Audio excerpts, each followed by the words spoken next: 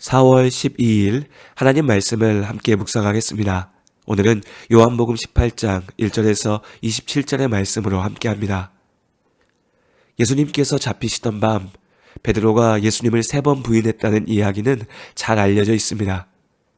하지만 이날 구체적으로 어떤 일이 있었는가를 정확히 기억하는 사람은 많지 않습니다.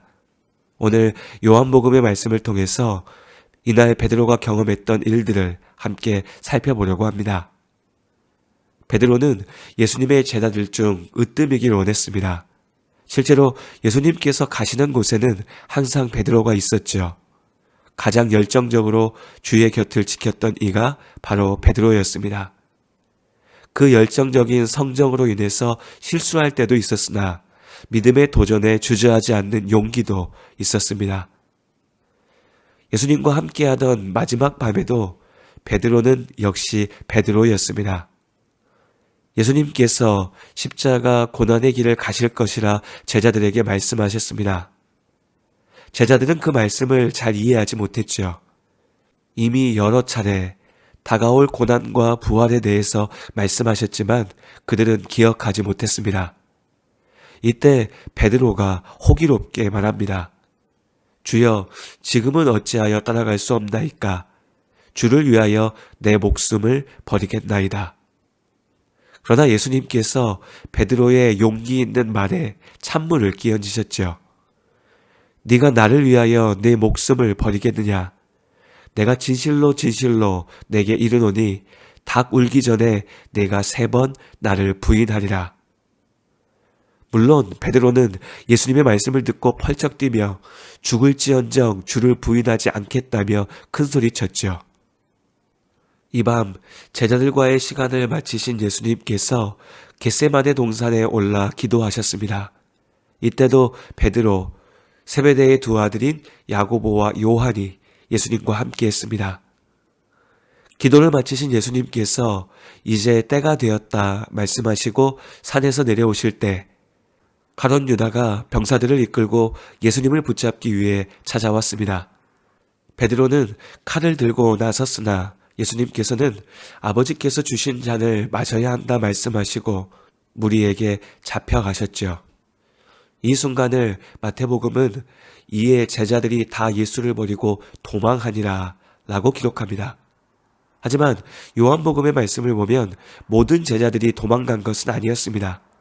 예수님께서는 먼저 대제사장인 가야바의 장인 안나스의 집으로 끌려가셨습니다. 이때 베드로와 또 다른 한 제자가 예수님의 뒤를 따랐습니다. 평소 대제사장의 집과 인연이 있었던 이 제자는 대제사장의 집들까지 예수님과 함께 들어갔습니다. 하지만 베드로는 문 앞에서 멈춰섰습니다. 마태, 마가, 누가복음에서는 이때 베드로가 3번에 걸쳐 거듭 예수를 모른다 부인하였다고 전합니다. 오늘 요한복음의 말씀은 보다 구체적으로 이때의 상황을 그리고 있습니다. 먼저 대제사장의 집에 들어간 또 다른 제자가 베드로가 따라 들어오지 않았다는 것을 알게 되었습니다.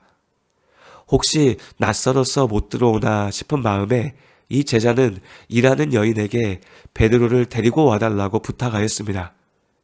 부탁을 받은 여종이 베드로에게 가서 물었지요. 당신도 예수의 제자가 아닌가? 이때 여종은 베드로를 적대하여서 물은 것은 아니었습니다.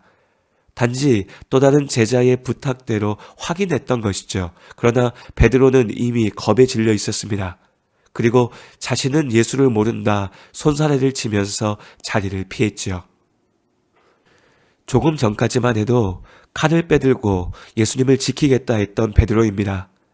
그러나 이제는 예수를 모른다 하는 겁쟁이가 되어버렸습니다. 처음 예수님을 붙잡으러 온 사람들의 수는 그리 많지 않았습니다. 그러나 대제사장의 집으로 향하면서 베드로는 예수님께서 얼마나 많은 사람들에게 미움을 받고 있는지 깨달았습니다. 자기가 빼든 칼은 바위를 향해 던지는 계란일 뿐이라는 것을 알게 되었죠.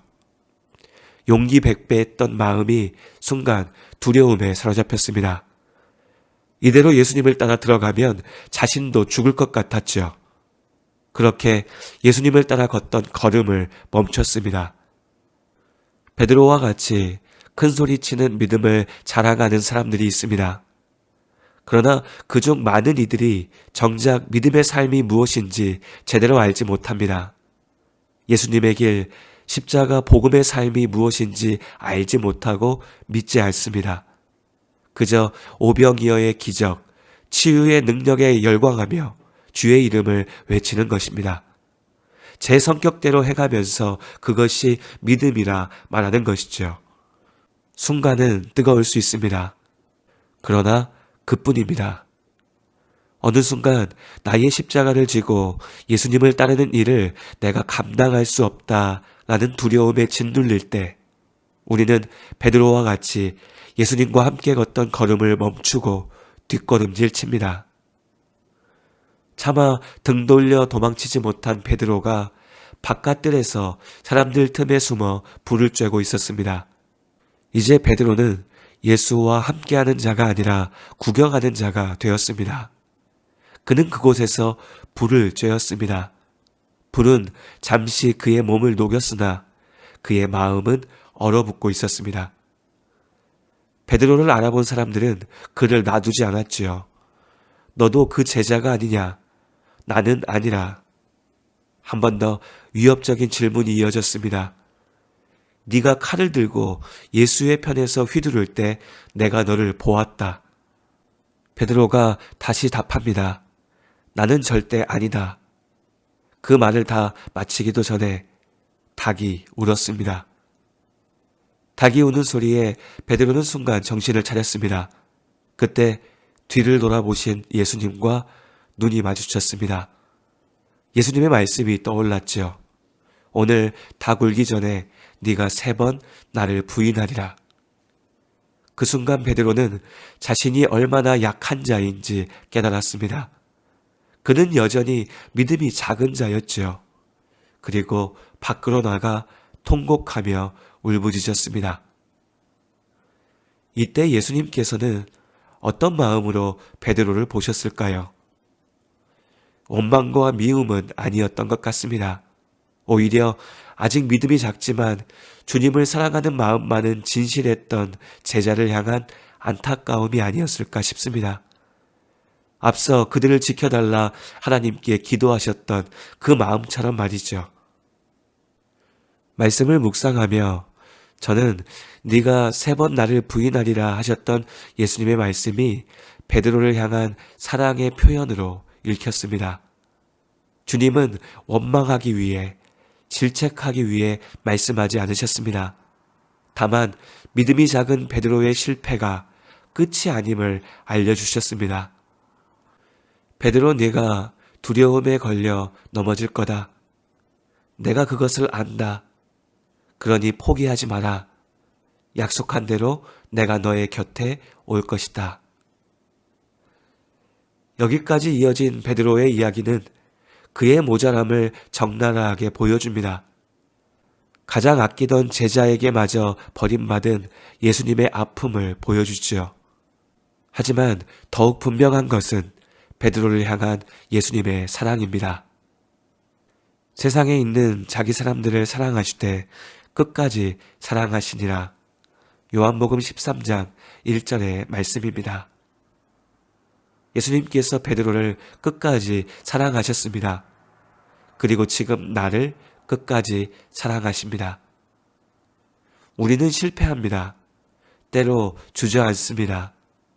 베드로처럼 바깥들에서 구경꾼 노릇하며 머물러 있기도 합니다.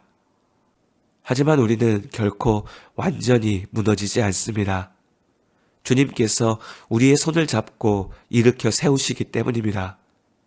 우리는 버려지지 않습니다. 예수님께서 우리를 놓지 않으십니다.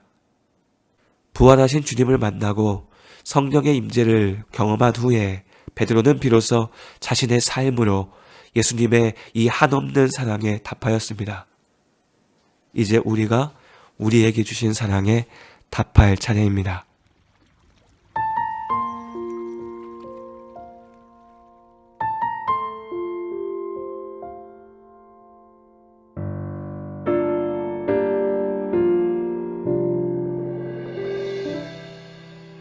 나는 들었습니다. 짙은 어둠이 내린 그 밤 수많은 거짓을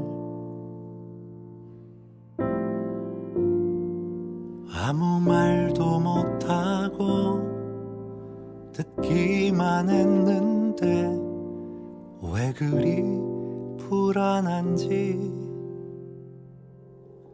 나는 보았습니다. 불에 비친 주의 얼굴, 피로 멍든 그 얼굴. 나는 아니라고 정말 모른다 할 때 돌아보신 주의 눈을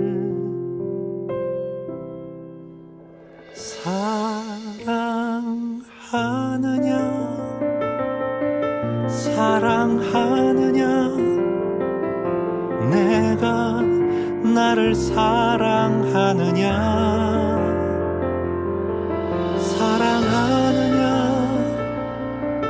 주님 내게 말씀하시네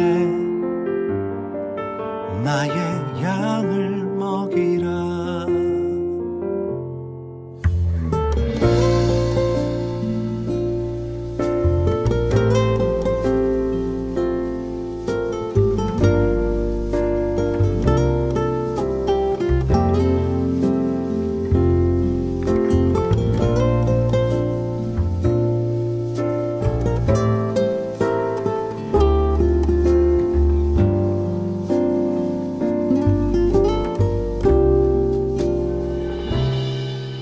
나는 들었습니다. 조용히 비가 내린 그 밤 분명한 주의 음성 이웃을 사랑하라 알고는 있는데 왜 그리 안 되는지 나는 보았습니다. 굶주리고 병든 이들 떨고 있는 그 눈빛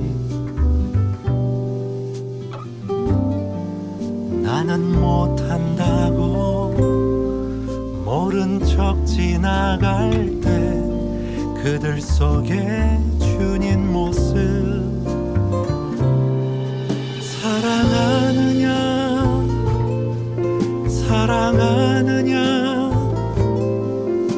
내가 나를 사랑하느냐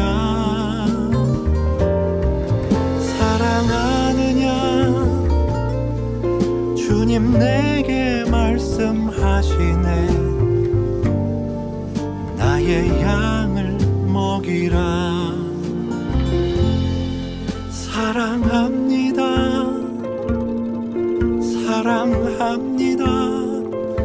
그 무엇보다 주를 사랑합니다.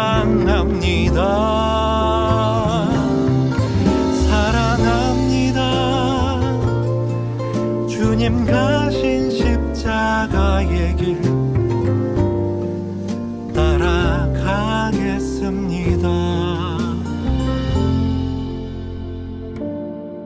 주를